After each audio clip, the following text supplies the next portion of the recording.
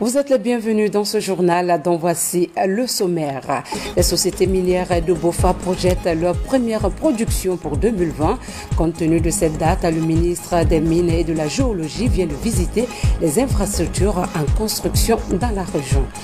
Il y a de cela 123 ans que Moret Modisori Bari, fils de l'Almami Bokarburo Bari, c'était au cours d'une bataille contre la pénétration coloniale. En témoignage de ce souvenir, le Conseil des sages de Timbo commémore cette date historique. À la page culture de cette édition, Dr Famara Kamara vient de faire paraître son roman intitulé Âme noire en péril.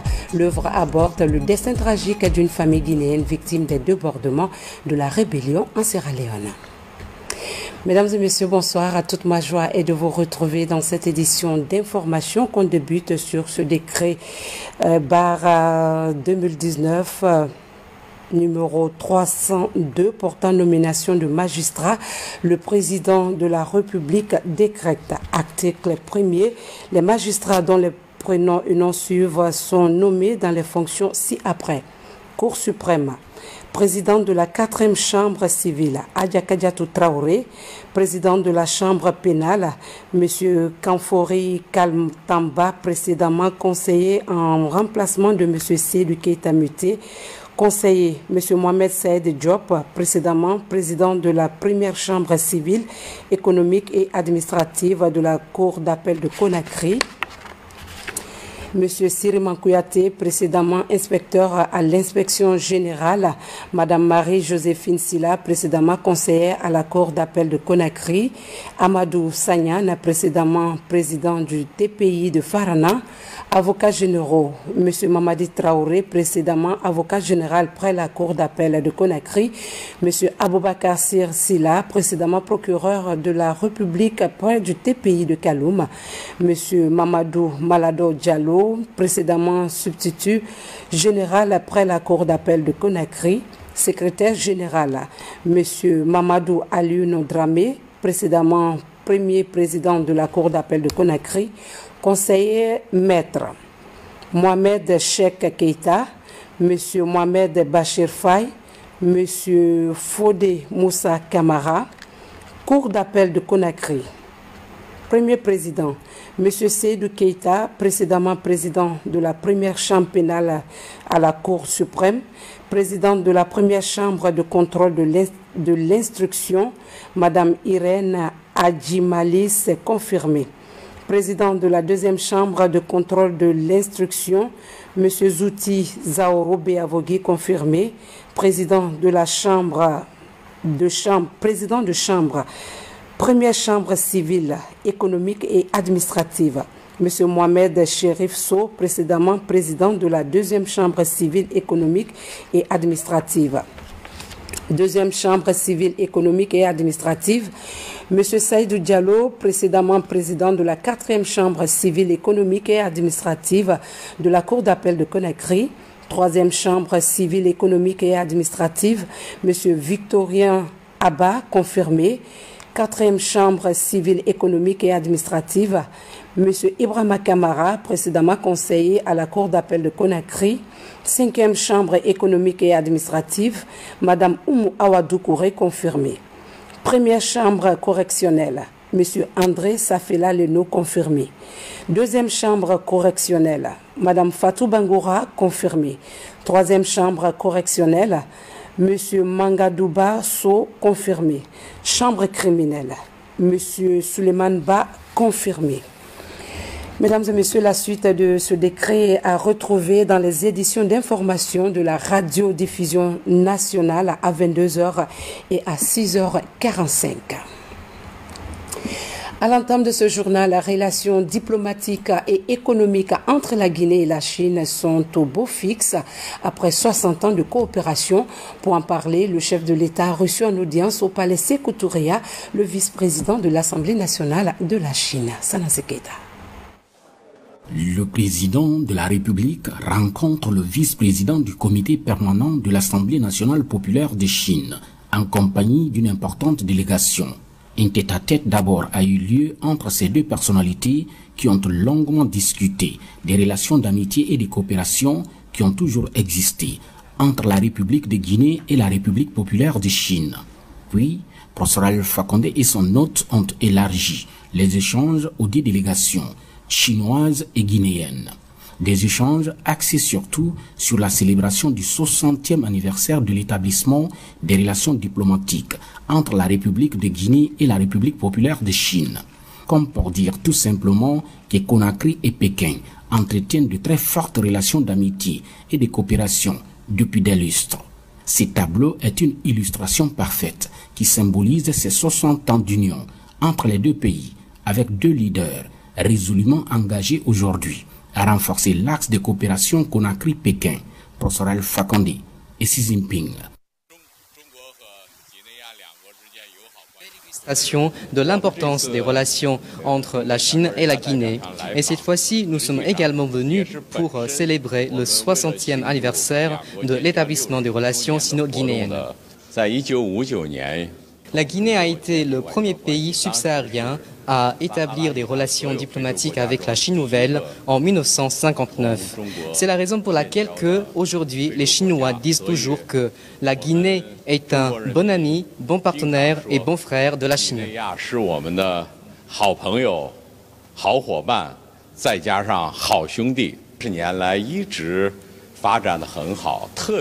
Au cours des 60 ans écoulés, les relations sino-guinéennes connaissent un excellent développement.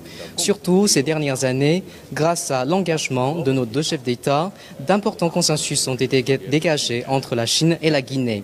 L'année dernière, lors du sommet de Beijing du FOCAC, le président Alpha Condé et le président Xi Jinping ont eu un entretien très fructueux. Je suis convaincu que grâce au soutien et à l'engagement de nos deux chefs d'État, les relations sino-guinéennes se porteront de mieux en mieux. Ces messages forts du vice-président du comité permanent de l'Assemblée nationale populaire de Chine témoignent davantage de la volonté des autorités chinoises à toujours maintenir et renforcer les relations diplomatiques entre Conakry et Pékin. À l'hémicycle, la politique générale budgétaire de 2020 a été présentée ce lundi aux députés et c'était à la faveur d'une plénière. En marge des travaux, le pôle financier de l'État a présenté les grandes orientations du budget de l'année prochaine. Robert Siditono. C'est une plénière qui était consacrée à la présentation de la politique budgétaire 2020 dans son ensemble.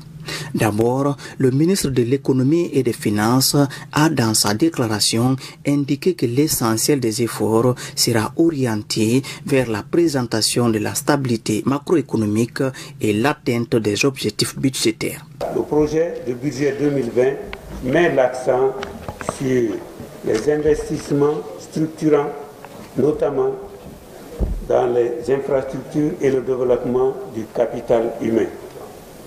Continuer la mise en œuvre des politiques macroéconomiques saines pour renforcer la stabilité macroéconomique en relation avec les objectifs définis dans le PNDS et le programme économique et financier. Pour éclairer l'opinion des honorables députés sur le projet de loi de finances 2020, le ministre du Budget a présenté les grandes masses et soldes caractéristiques du projet de budget 2020 qui se présente comme suit. Recette totale 21 706 milliards, soit 15% du PIB.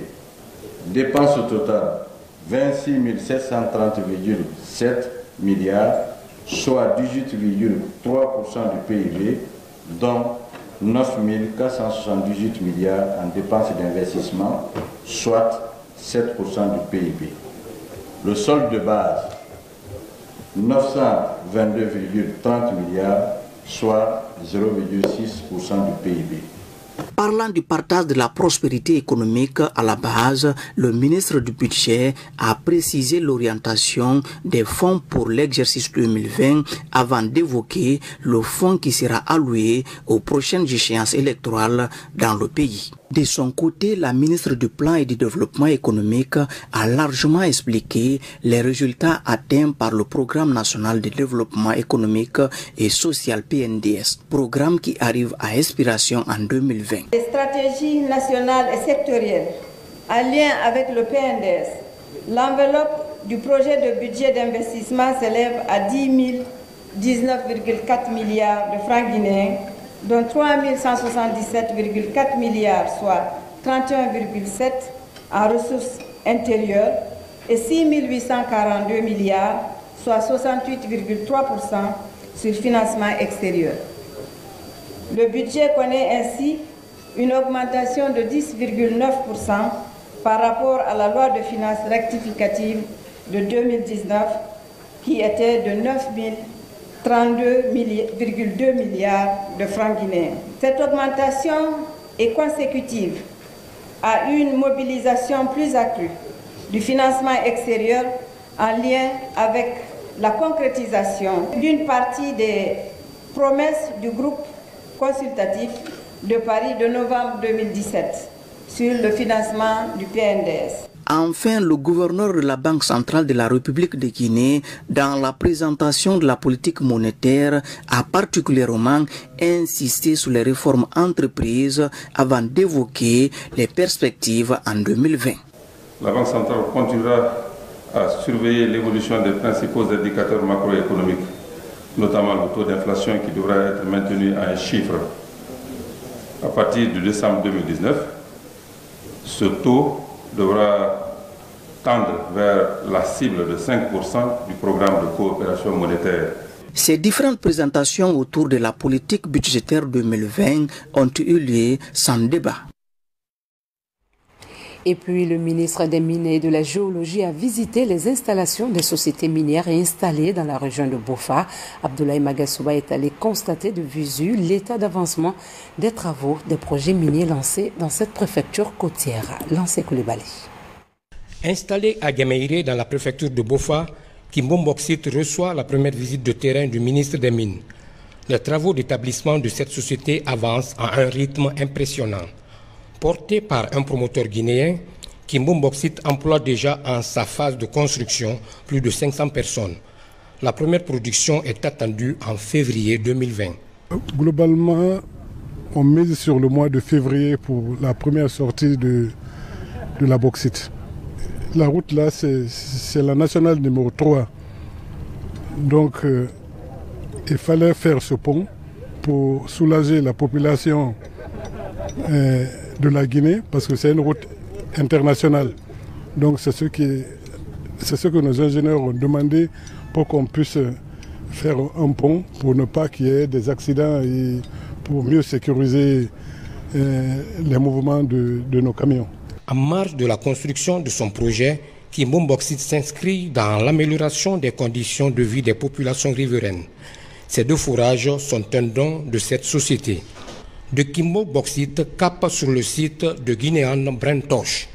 Ici, le ministre Abdoulaye Magasouba s'entretient avec quelques travailleurs représentant les 100 ouvriers nouvellement engagés. Dans le village de Kokaya, le ministre a eu le temps d'apprécier les installations du port fluvial en construction. Je dirais agréablement surpris par l'état d'avancement du projet. Comme vous le savez, les projets bauxitiques, généralement, ce n'est pas moins de 2/3 de l'investissement qui concerne les infrastructures. Et l'essentiel de ce que nous avons visité aujourd'hui, ce sont des infrastructures, le pont, la route minière et le port en construction. C'est la personnification même de la politique de promotion du contenu local engagée par le président Alpha Condé depuis 2011. Il est bon que les Guinéens soient employés, il est bon que les Guinéens puissent avoir des contrats de sous-traitance, mais il est encore mieux que les Guinéens soient promoteurs, propriétaires de mines. Ça, c'est un projet qui est un consortium de GBT, Axis, mais avec partenaire spécifique qu'on appelle la Sogipami. Il est notre partenaire.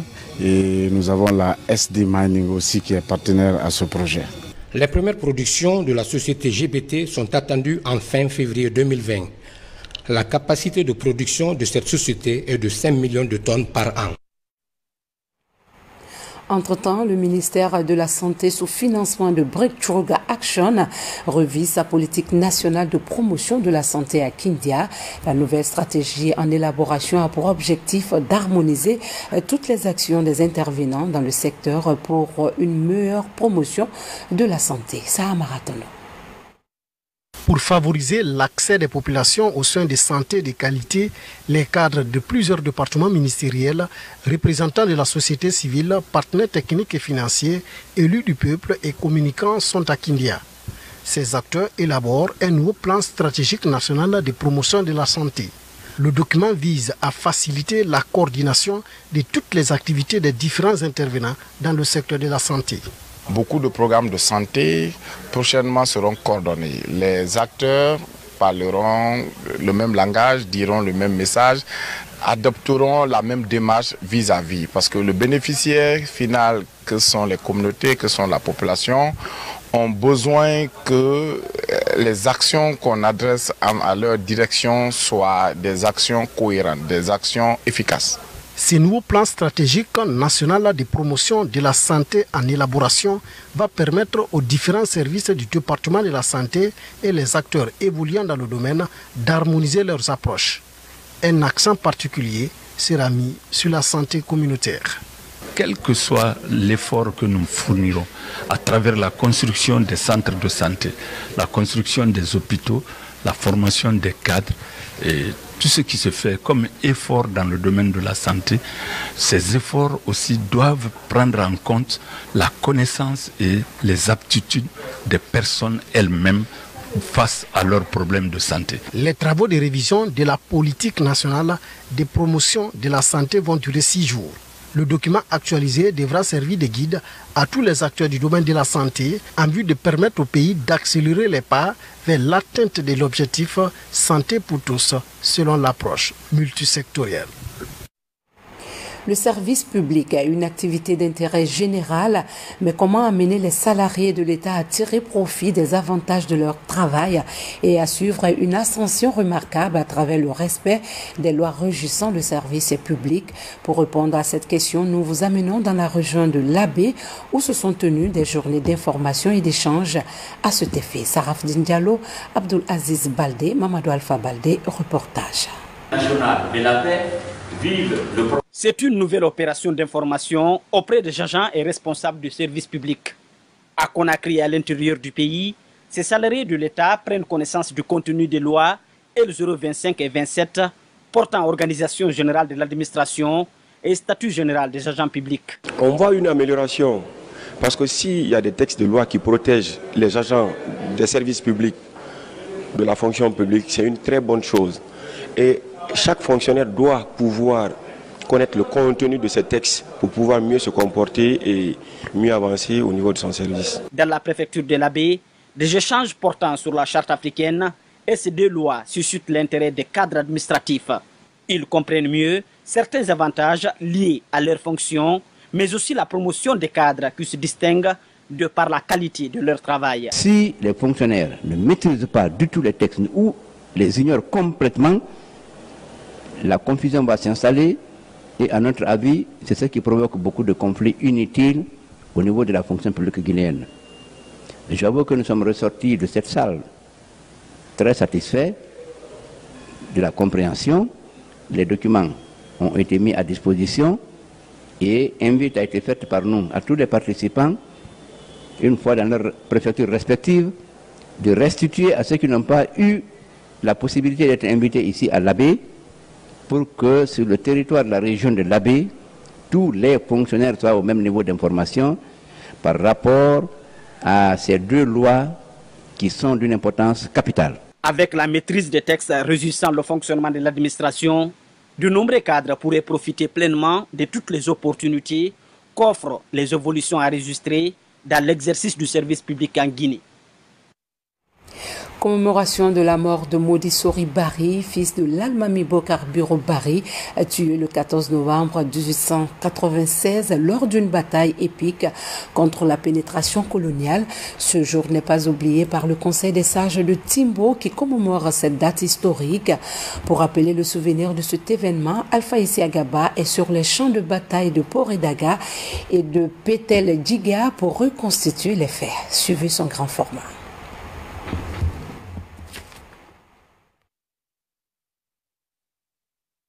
Voici le Boal de Petel Djiga, un site chargé d'histoire. Nous sommes entre la sous-préfecture de Poredaka et celle de Toulo, dans la région de Mamou. C'est ici où la bataille la plus connue au Fouta a eu lieu. Elle oppose à la troupe de l'Almami Bokar Biro Bari à celle des autres princes hostiles au pouvoir jugé usurpé de ce dernier. C'était le 2 février 1896. La bataille fut intense. Ses conséquences désastreuses pour la couronne de Timbo. Petel, en Pola, ça veut dire la roche. Et Djiga, c'est le charognard. Autrement dit, c'est la roche au charognard. C'est qu'il y a tellement de morts, on n'a pas pu les enterrer, et que c'est les charognards qui venaient là, dépêcher des gens comme des animaux. La guerre de Petel Djiga, c'est toujours dans l'esprit de diviser pour régner. N'oubliez pas que le blanc n'avait jamais pu conquérir le Fouta. Maintenant, il a fait en sorte que le Fouta se batte. La stratégie qu'ils ont mise en place, c'est d'opposer les gens. Hein? C'est d'opposer les gens. Hein? Donc ils ont opposé le Fouta au Fouta lui-même. Samedi 14 novembre 1896, 9 mois après la guerre de Petel Djiga, une autre bataille s'annonça. C'est la célèbre bataille de Poredaka. Les scènes se sont déroulées sur cette vallée. Cette fois-ci, les Sofa de l'Almami Bokar Biro Bari affrontent l'armée française venue assujettir le Fouta Djallon. Ce champ de bataille porte encore certaines traces visibles de ce choc. Ici, la tombe où repose Modisori, le fils de l'Almami Bokar Biro, tué au cours des affrontements. Le 20 novembre de la même année, l'Almami Bokar Biro lui-même sera assassiné à Botoré, une bourgade située entre Timbo et Poredaka. Avec lui, la fin tragique d'une épopée glorieuse. Le Fouta théocratique fut disloqué. La guerre a eu lieu ici. Les Blancs étaient venus du côté de Timbo et Bokar Biro et ses hommes étaient venus de l'ouest ici. Donc les uns venaient de l'est, les autres de l'ouest. Et ils sont affrontés là. La supérieure, la puissance de feu du colon a eu raison des troupes du Fouta. 123 ans après ces deux événements, les cités et les reliques témoignent de la douleur. Le temps semble suspendu depuis son vol sur les vallées. Depuis les deux batailles, plus aucun arbre n'a poussé. Pour le Conseil des anciens de Timbo, ces lieux gardent leur mystère historique. Il est initié désormais une rencontre annuelle pour enseigner à la nouvelle génération l'histoire du Fouta théocratique. Écoutez, il est certain qu'il faut qu'on se souvienne des morts, surtout si c'est des martyrs. Donc vous savez, au temps de la période coloniale, c'était pas facile. Donc l'un dans l'autre, aujourd'hui les enfants, ça on dit jamais tard de faire quelque chose de bien. Aujourd'hui nous commençons avec l'idée que c'est un test qui est fait aujourd'hui et que dans les années prochaines, c'est pratiquement tout le Fouta, toute la Guinée qui va organiser ça. Parce que ces martyrs, c'est les martyrs contre le colonialisme français, les martyrs de la résistance. Cette bataille du 14 novembre, c'est elle qui a concrétisé l'anéantissement du Fouta en termes d'état théocratique. Et je veux dire par là que ce serait très bien de documenter cet événement pour que la postérité sache effectivement de quoi il s'est agi, mais quelque part, ça a été le dernier combat livré par les troupes de Bokar Biro contre la pénétration coloniale. Les champs de bataille de Poredaka et Petel Djiga attirent de plus en plus de visiteurs nationaux et internationaux, des lieux de mémoire et de recueillement. Direction Koundara, à l'image des autres préfectures du pays, cette localité bénéficie du soutien du chef de l'État et de son gouvernement. Plus d'1 milliard de nos francs ont été investis dans la préfecture pour la réalisation de plusieurs infrastructures sociales de base. Pour les citoyens du Badiar, c'est une avancée qui les amène à adhérer aux idéaux du chef de l'État. Les détails avec Tabansila, Adama Traoré. À 27 km du centre-ville de Koundara, la sous-préfecture de Saré-Boïdo. À l'image de plusieurs localités de la Guinée, les citoyens du Badiar disent majoritairement oui à la nouvelle constitution. Ici, au grand stade de la commune rurale, cet idéal se matérialise par ce grand meeting organisé en soutien aux idéaux de développement du chef de l'État, professeur Alpha Condé. Nous avons jugé nécessaire, ici même à Saré-Boïdo, d'organiser cette manifestation pour montrer que nous sommes avec le professeur Alpha Condé, avec toutes les actions qu'il a entreprises pour pouvoir aider le professeur à entreprendre et à vraiment concrétiser ses réalisations. Nous avons oui pour la nouvelle constitution. Les urnes par la rue, allons au référendum, la Toto, Komagasa, Alamane, sont entre autres slogans scandés par ces citoyens massivement mobilisés à Saré-Boïdo. Tous les discours lits ici, là, ceux qui ont dit oui pour la nouvelle constitution. Ce message est très important pour les partis et pour le gouvernement d'Alpha Condé et pour le président même. Parce que c'est la seule façon de permettre à contribuer à l'intérêt de la Guinée et les Guinéens dans son ensemble. L'appui financier aux couches vulnérables par la mise en place des agences de microfinance à travers la MUFA, la relance de la culture du coton, l'électrification des chefs-lieux, des sous-préfectures, ainsi que la commune urbaine, la construction d'écoles, des centres de santé publique, la construction de marchés modernes à Saré-Boïdo, sont autant de réalisations qui concrétisent aujourd'hui l'engagement des citoyens à soutenir le chef de l'État et son gouvernement. Saré-Boïdo, c'est le pôle, n'est-ce pas, de Koundara. Je crois que le message ainsi lancé, il sera très porteur. On ne se croirait pas dans une sous-préfecture. On a les engrais, on a l'ANAFIC. L'intérêt de Koundara, de Saré-Boïdo aujourd'hui, c'est de continuer à être reconnaissant, à ne jamais perdre de vue que le procès Alpha Condé a une affection particulière pour Saré-Boïdo. Et pour ce faire, il faut que Saré-Boïdo se mobilise. À Koundara, la diversité culturelle constitue un acquis inestimable pour la communauté. Ces prestations culturelles, à l'image de toutes les ethnies qui y vivent, illustrent parfaitement cette union que les citoyens jugent plus sacrée, ici, dans le Badiar. Voilà, vous venez de voir les infrastructures sociales de base réalisées dans la préfecture de Koundara. À présent, Guinée en bref, la compilation de l'actualité nationale commentée par Yaya Silla. La communauté guinéenne vivant en Belgique et en Hollande s'est retrouvée samedi devant le Parlement européen. C'était pour exprimer son soutien à l'idée du référendum pour une nouvelle constitution en Guinée. La paix et l'unité nationale dans le pays ont été des slogans scandés par les participants. Nous sommes venus ici aujourd'hui pour soutenir le projet de nouvelle constitution en République de Guinée. Parce que notre pays aujourd'hui a droit à cette constitution compte tenu de son évolution. La constitution, elle n'est pas statique. Elle doit s'adapter à la réalité de chaque pays.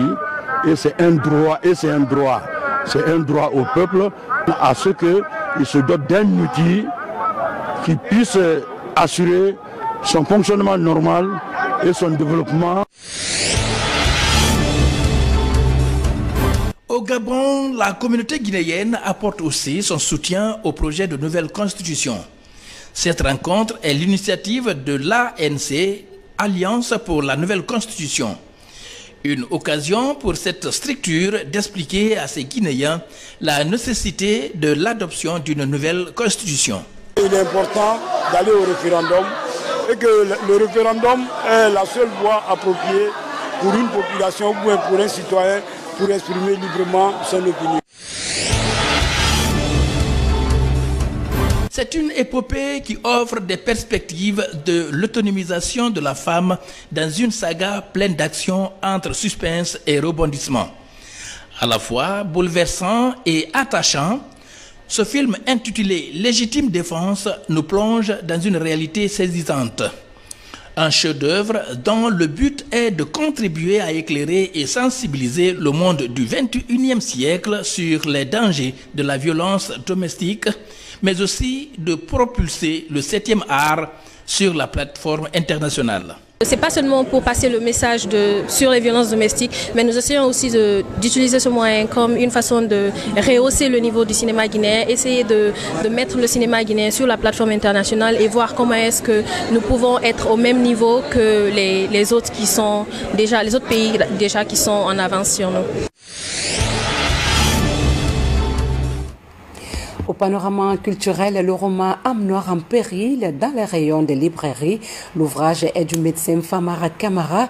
Il est consacré au balafre de la guerre civile dans les années 2000 en Sierra Leone. Dans ce roman, l'auteur retrace le passage de l'attaque rebelle à Benalaya dans la préfecture de Forikaria. Teinté d'émotion, je vous laisse découvrir le destin tragique d'une famille qui a tout perdu. Diamokaba. Les médecins ont aussi un penchant pour la littérature. Dr Famara Camara est un nouveau symbole de cette cadence littéraire que révèle son tout premier roman intitulé « Âme noire en péril ». L'ouvrage s'intéresse au destin tragique d'une famille pendant la guerre civile en Sierra Leone. La scène se passe à Benalaya dans Forikaria, à 150 km de Freetown, la capitale léonaise.